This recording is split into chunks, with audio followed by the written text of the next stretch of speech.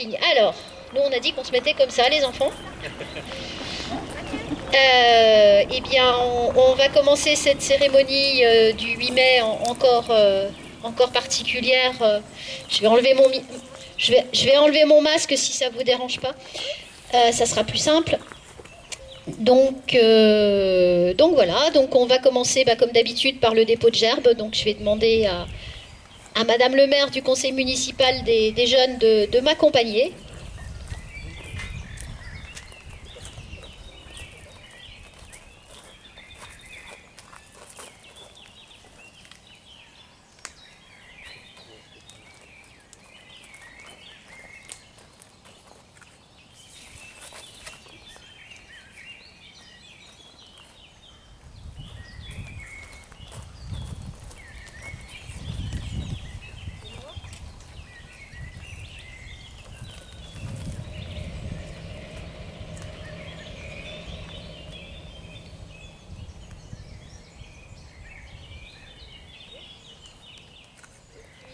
La traditionnelle minute de silence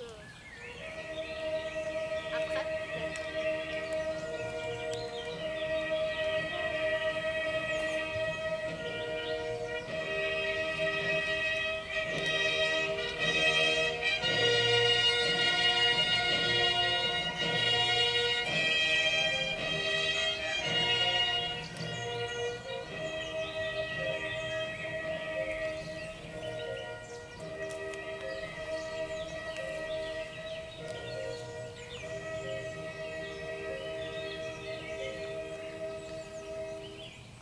Donc je vais vous inviter à prendre une minute de silence.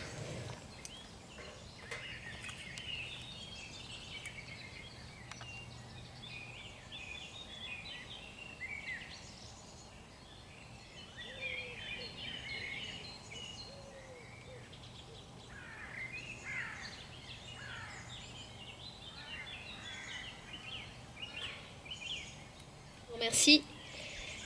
Marseillaise. Et puis, comme vous la savez tous par cœur, je vous écoute.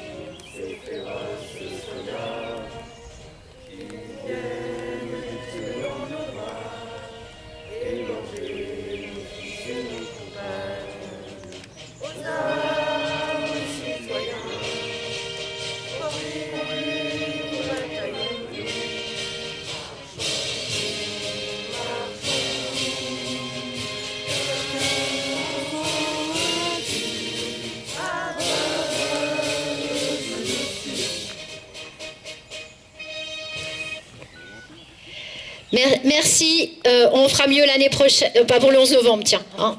Donc, le moment que vous attendez tous avec impatience, les discours. Alors,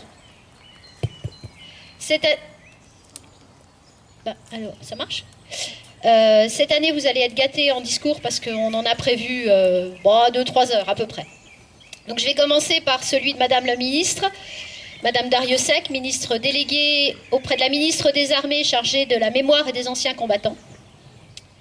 8 mai 1945. Par 2 fois, l'Allemagne a signé sa capitulation sans condition. Pour l'Europe, la délivrance est là, la guerre est finie. Enfin, après tant de souffrances et de désolation, après tant d'espérance et de luttes acharnées, même les épreuves les plus douloureuses ont une fin. Même les tempêtes les plus dévastatrices s'achèvent. Une joie bouleversée emplit les cœurs. Les drapeaux ornent les fenêtres, les embrassades se noient dans la liesse populaire. Derrière les larmes de joie, celles de la peine affleurent. Personne n'oublie les villes ruinées, les vies dévastées. Personne n'oublie que l'humanité a payé le plus lourd tribut de son histoire. Notre monde en fut à jamais changé. La Seconde Guerre mondiale est une rupture pour notre civilisation qui se sait encore davantage fragile et mortelle. 76 ans plus tard, reliés par notre mémoire commune et épris de la même reconnaissance, nous nous unissons par la pensée et par notre hommage pour saluer le souvenir de celles et ceux qui ont combattu et abattu le fléau nazi. Pour notre pays, rien ne fut simple. Ce combat prit de nombreux visages et la victoire mille chemins. Malgré les ardents soldats de Montcornet, d'Abbeville, des Alpes, de Saumur et tous ceux de 40, l'ombre de l'occupation, de la division, puis de la collaboration, a jeté son voile obscur sur la France. Il y a 80 ans, en 1941, les flambeaux de la résistance brillaient déjà. Le flot du refus et de l'espérance montait, tandis que la répression forgeait son funeste souvenir à Châteaubriand, au camp de Souges ou au Mont-Valérien. La France libre recevait les ralliements des territoires ultramarins et poursuivait son inlassable épopée. Dans les sables de Koufra, elle nouait un pacte avec la victoire et par la voix du colonel Leclerc regardait déjà vers Strasbourg. À l'instar d'Hubert Germain, dernier des compagnons de la Libération, ce fut toute une jeunesse ardente et résistante qui refusa la défaite et l'asservissement, qui refusa de servir les desseins de l'occupant. Tous, ils ont permis à la France de s'asseoir à la table des vainqueurs. Cela fut rendu possible par le combat acharné des armées françaises et des armées alliées, par les forces françaises libres qui jamais ne cessèrent la lutte, par le dévouement des résistants de l'intérieur, par chaque Française et Français qui a refusé l'abaissement de la France et la négation de ses valeurs.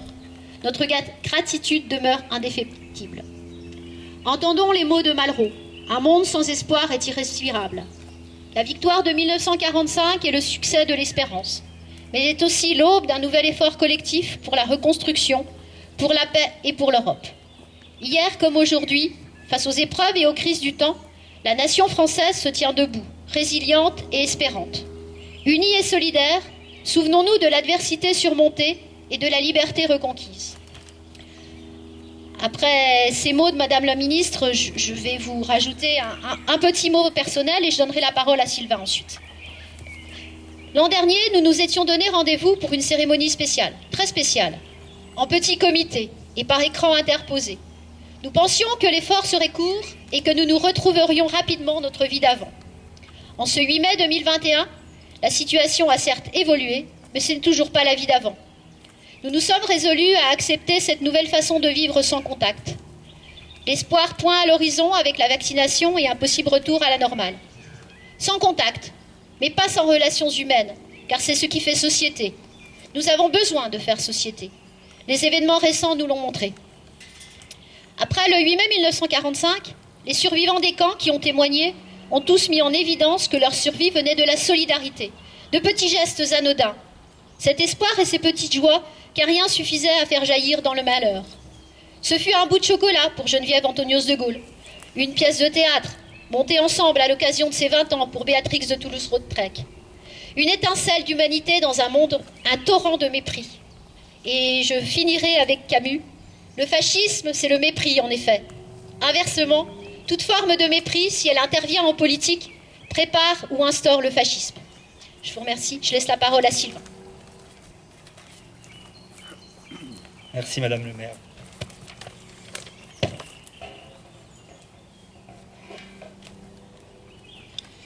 Il y a 80 ans, en 1941, il a 26 ans. L'année précédente, il entre en guerre et participe à la bataille de France, au cours de laquelle il est engagé à la bataille de Montcornet, puis brièvement fait prisonnier en juin 40. En novembre 42, ayant eu vent du débarquement allié en Afrique du Nord, il quitte la France pour rejoindre les forces françaises libres en Angleterre. C'est le début d'un long périple qui le mène vers l'Espagne pour y être fait prisonnier par les franquistes. Malgré tout, il parvient à s'échapper en mai 43 avec un camarade rapidement repris. Seul, il traverse l'Espagne et rallie le Portugal, où il est à nouveau arrêté et emprisonné. Pris en charge par un représentant de la France libre, il est rapidement relâché, puis parvient à s'envoler vers l'Angleterre. En juin 43, il se porte volontaire pour rejoindre les commandos français, encadrés par un célèbre lieutenant de vaisseau. Fort d'une excellente condition physique, d'un moral d'acier et de son expérience militaire, il est immédiatement remarqué par l'encadrement du stage commando à Achnacarry en Écosse. Pendant la préparation du débarquement en Normandie, il se souvient des paroles du commandant avant d'embarquer pour traverser la Manche. Le commandant nous a dit qu'il y aurait beaucoup de pertes. Ceux qui ne voulaient pas y aller pouvaient partir, ils ne leur en voudraient pas. Mais personne ne s'est dégonflé. À cet âge-là, nous n'avons pas peur de mourir. C'était une fierté pour nous de participer à la libération de notre pays. Le 6 juin 1944, 150 000 hommes investissent les plages normandes. 150 000 soldats de 12 nationalités différentes, majoritairement des Américains, Britanniques et Canadiens, et seulement 177 Français. Notre homme débarque avec son unité à Colville-sur-Orne, dans le secteur de Sword Beach, sous des tirs nourris, étant même soufflé par l'explosion d'obus allemands qui lui décollent la plèvre et lui font cracher du sang. Il s'illustre ensuite lors de la bataille de Normandie, mais est grièvement blessé le 7 juillet et rapatrié en Angleterre. De retour sur le front en août, il est à nouveau blessé peu de temps après et doit mettre un terme à sa carrière militaire avec le grade d'enseigne de vaisseau. Il revient à la vie civile, reprend ses études et devient ingénieur des travaux publics. Cet homme, ce héros discret, né en 1914 à Neuvic en Dordogne, et dont les médias n'ont parlé que trop rapidement lors de sa disparition le 17 avril dernier à l'âge de 106 ans, c'est Hubert Faure. Son commandant, ami et témoin de mariage en 1945, c'est bien sûr Philippe Kieffer. Hubert Faure était l'un des 2 derniers membres du commando Kieffer qui a débarqué en Normandie. Léon Gauthier, 98 ans, est à ce jour le dernier survivant du commando. Le 14 juillet 2008, Hubert Faure est élevé au grade de commandeur de la Légion d'honneur et la cravate lui est remise par l'amiral Philippe de Gaulle. Il a depuis été élevé à la dignité de grand officier de la Légion d'honneur, puis de grand croix de la Légion d'honneur. La cérémonie du 8 mai commémore certes la capitulation de l'Allemagne nazie. Elle nous permet surtout de nous rappeler des noms et de raconter les vies des hommes et femmes qui se sont battus pour défendre nos libertés. Hubert Faure, Philippe Kieffer, Léon Gauthier et tous vos camarades, vous méritez notre reconnaissance et notre plus profond respect. Merci.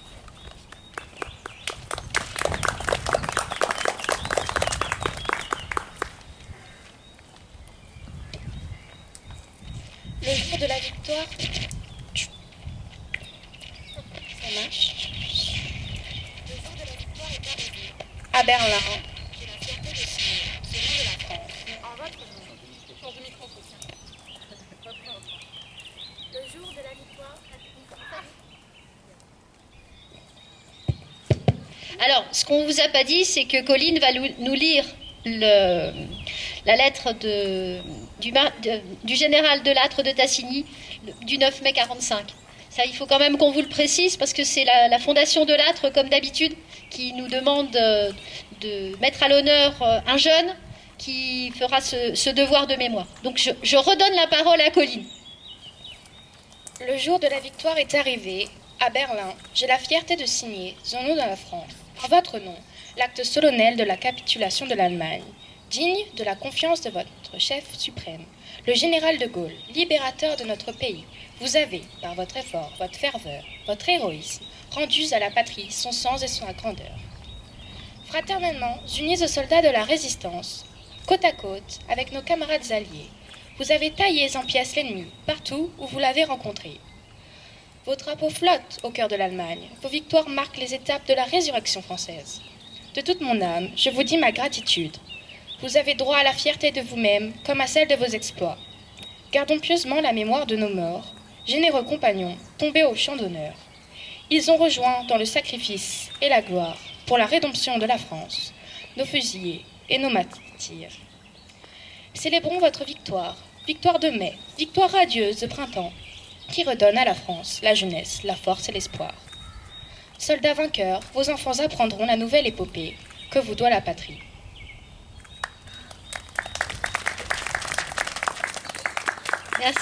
Merci Colline. Alors, je donnerai bien la parole à Céline pour qu'elle puisse annoncer ce qui va se passer maintenant, puisque le conseil municipal des jeunes, c'est elle qui en a la charge. Donc, je passe la parole à Céline avant qu'elle la transmette aux enfants. Bonjour. Donc les enfants du conseil municipal de jeunes vont lire un poème écrit par une résistante, une femme qui a été déportée et qui a été emprisonnée, qui s'appelle Gisèle Guillemot. C'est une lettre qui s'appelle « À ma mère ». Donc les enfants du conseil municipal vont vous lire cette lettre très émouvante.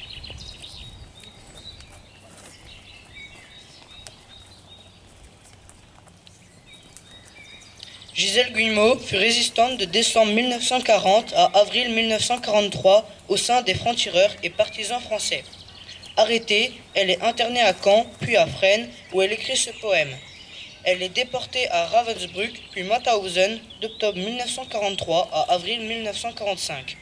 Elle écrit de nombreux ouvrages retranscrivant sa vie pendant la guerre. « À ma mère » est l'un de ses poèmes les plus connus. À ma mère. Écoute, il faut que tu comprennes. Lui et moi, on n'a pas supporté. Les livres qu'on brûlait, les gens qu'on humiliait et les bombes lancées sur les enfants d'Espagne. Alors on a rêvé de fraternité. Écoute maman, je vais te raconter. Écoute, il faut que tu comprennes. Lui et moi, on n'a pas supporté les prisons et les camps. Ces gens qu'on torturait, ces gens qu'on fusillait, et les petits-enfants entassés dans les trains. Allez, on a rêvé de liberté. Écoute maman, je vais te raconter. Écoute, il faut que tu comprennes. Lui et moi, on n'a pas supporté. Alors, on s'est battu. Alors, on a perdu. Et maman, il faut que tu comprennes. Écoute, ne pleure pas. Demain, sans doute, ils vont nous tuer. C'est dur de mourir à 20 ans, mais sous la neige, j'aime le blé et les pommiers déjà bourgeonnent. Ne pleure pas, demain il fera si beau.